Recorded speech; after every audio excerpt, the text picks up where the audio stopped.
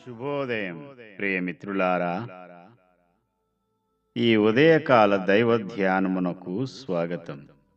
దేవుని పరిశుద్ధ వాక్య భాగంలో నుండి 2వ రాజుల గ్రంథము 2వ అధ్యాయము 22వ వచనాన్ని చదువుకుని దేవుని వాక్యమును ధ్యానము చేద్దాం. కాబట్టి నేటి వరకు ఎలీషా చెప్పిన మాట చొప్పున ఆ నీరు మంచిదై ఉన్నది. దేవుడి పరిశుద్ధ వాక్య భాగము ద్వారా మనతో మాట్లాడునుగాక. ఆమేన్. ప్రవక్త అయిన ఎలీషా యెరికో పట్టణానికి వచ్చాడు. యెరికో పట్టణపు ప్రజలు ఆ పట్టణము రమ్యమైనదని దానిని చూపిస్తూ, నీళ్లు మాత్రము మంచివి కాదు, భూమి నిస్సారమైపోయి ఉన్నది అని ఎలీషాతో విన్నవించుకున్నారు. ఊరు మంచిదే, కానీ నీరు మంచిది కాదు.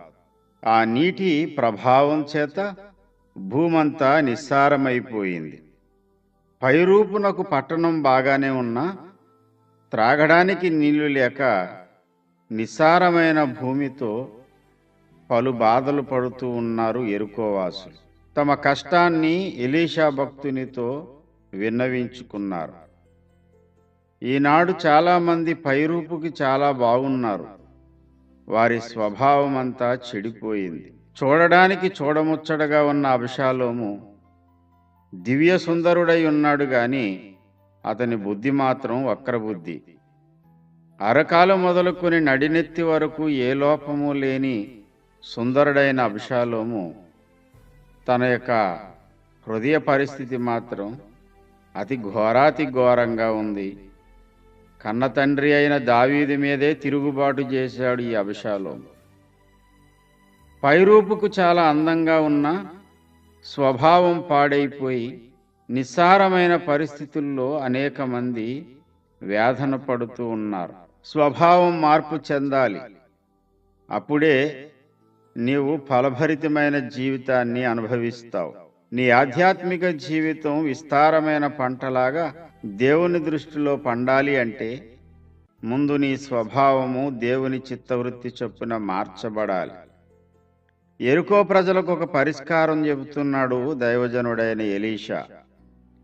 క్రొత్త పాత్రలో ఉప్పు వేసి నా యొద్దకు తీసుకుని రండని వారితో చెప్పాడు.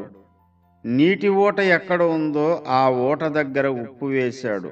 యెహోవా సెలవిచ్చినదేమనగా, ఈ నీటిని నేను బాగు చేసి ఉన్నాను గనుక ఇక దీని వలన మరణము కలగకపోవును, భూమి నిస్సారముగా ఉండదు అనిను.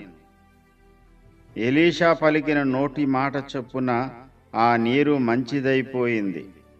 ప్రియమిత్రులారా, దేవుని వాక్యం అనే ఉప్పు నీ హృదయపు అంతరంగాలలో నాటబడినప్పుడే నీ స్వభావం పూర్తిగా మార్పు చెందుతుంది.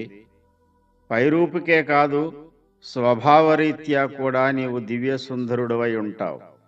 యేసు ప్రభువారు బాహ్య రూపమునకే సుందరుడా? బాహ్యమునకే కాదు, ఆయన అంతరంగంలో కూడా అతి సుందరుడు.